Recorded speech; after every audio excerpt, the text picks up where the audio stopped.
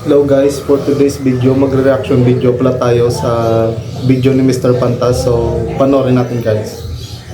Let's go! China, naghuhukay ngayon ng napakalalim. Ito raw ang tatanghaling pinakamalalim na hukay sa buong mundo. Bakit nila ito ginagawa? Para ba madagdagan ang kaalaman natin patungkol sa kalagayan ng lupa sa ilalim? O may iba pa silang lihim na agenda? Gaano kalalim ang kailangan nilang hukayin para sa misyong ito? At paano kung makasira ito sa paggalaw ng lupa sa ilalim?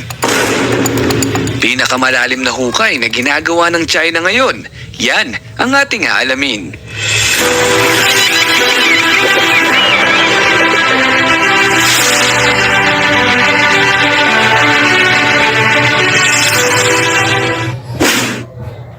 Bago natin pag-usapan ang hukay na ito ay gusto ko munang makita ang comment mo sa ibaba, Kapantas. Dito muna tayo sa ating question of the day. Sa iyong palagay, para saan? Bakit naguhukay ang China ng napakalalim? A. Para sa world record. B. Para sa langis. C. Para sa bagong kaalaman. O D. Para sa source of energy.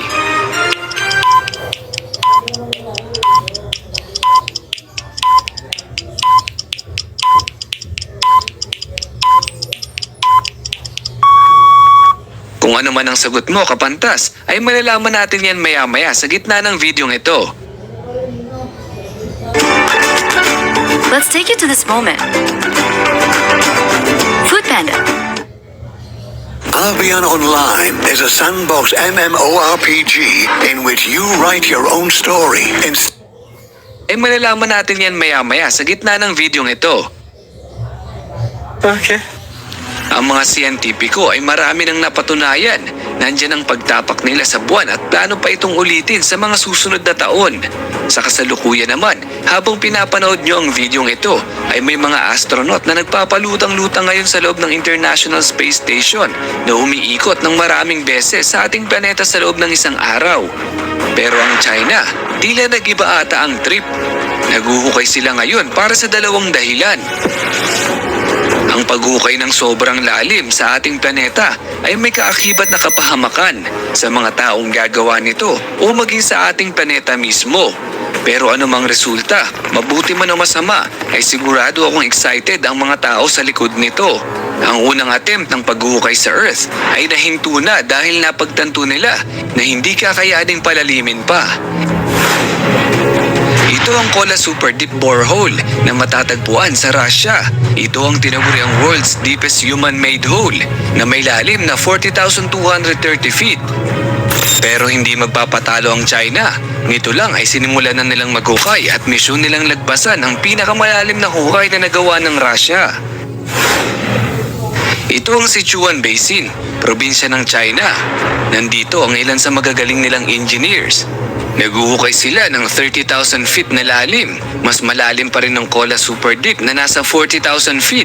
Pero itong sa China ay initial na paghuhukay pa lang yan. Kumbaga, phase 1 ng plano. Kapag na-reach na nila ang 30,000 feet, ay saka naman nila paplanuhin kung mas kakayanin pa ng mas malalim pa. Ang lalim na ito ay mas mataas pa sa Mount Everest na pinakamataas na bundok sa buong mundo. At hindi lang isa ang kanilang huhukayin.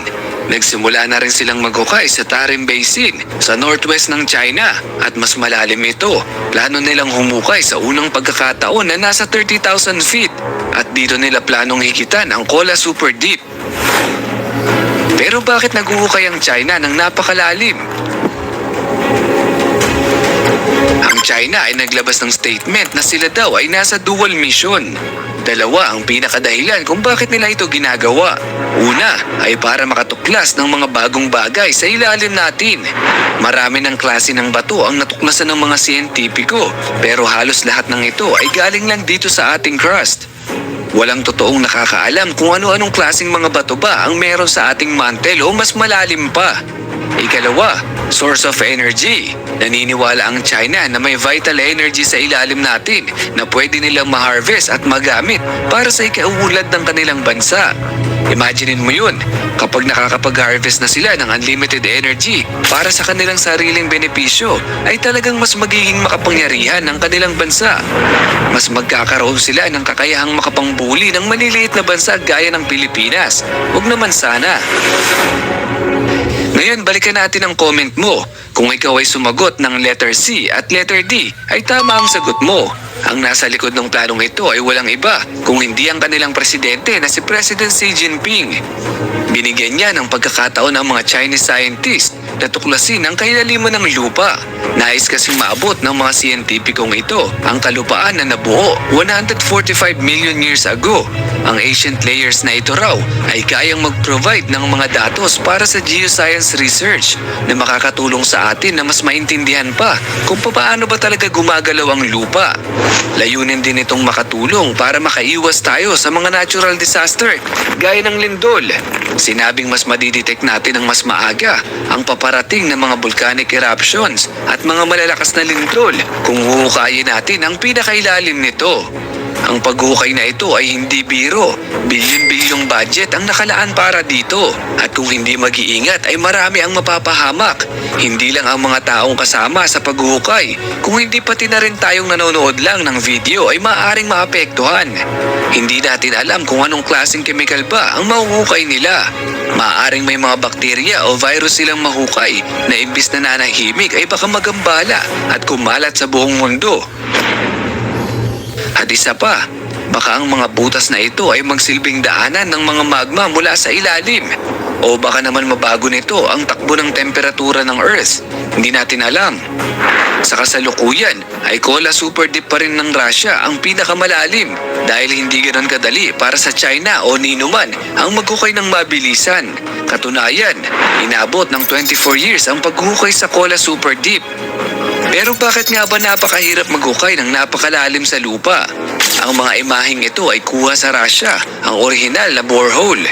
Nagsimula sila noong 1970 at natapos ng 1994. 24 years silang naghukay. Bakit ganito katagal? Noong una ay laging nasisira ang kanilang gamit. Kinailangan nilang maghukay ng 4 na butas at lahat ng ito ay pumalpak. Makailang beses din silang nag-upgrade ng kanilang equipment. At nang maghukay ulit sila ng ikalimang beses ay may natuklasan sila sa ilalim. Oops, hindi ganyang bagay. Nung umabot sila ng 20,000 feet ay nakadiskubre sila ng mga plankton fossils. At bukod pa dyan ay may tagas din ng tubig sa ganito kalalim na akala nilang imposible. Sa mata ng tao ay napakalalim na ng nahukay ng Russia. Pero pag nag-zoom out tayo at tinignan ito base sa structure ng Earth ay para lang itong kumurot sa mababaw na bahagi ng ating planeta. Pero kung matuloy ang plano ng China na maghukay ng tuloy-tuloy sa pinakailalim ay baka mag-iba ang lahat ng nalalaman natin tungkol sa Earth. Baka biglang madibang ang mga pinaniniwalaan natin mula sa unang pag-aaral. Pero ano nga ba ang pwedeng mangyari kung talagang isagad natin ang paghuhukay kapag nalagpasan natin ang unang layer ng Earth na tinatawag na crust at mapuntahan natin ang mantle ay walang dapat ipag-alala dahil walang biglang sisirit na magma mula sa ilalim. May pagkakataon na makahukay tayo ng magma pero ang paggalaw nito sa mantle ay mabagal kaya naman hindi ito biglang sasabog o ano paman. Sa ngayon ay crust pa lang ang nahuhukay natin at napakanipis nito. 1% lang ito ng kabuuan ng volume ng Earth.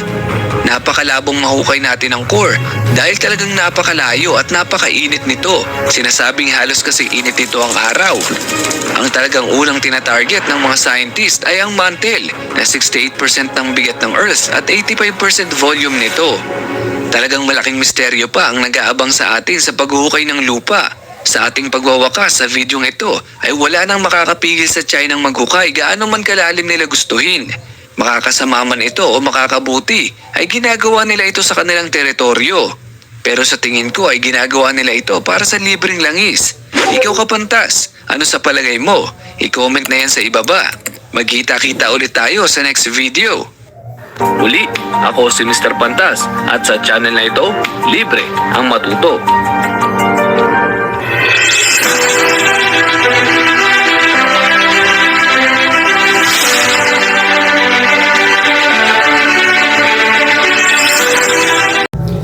Guys, anong masasabi nyo sa reaction video natin? Mag-comment lang po kayo sa comment section at sana nagustuhan nyo po yung reaction video natin.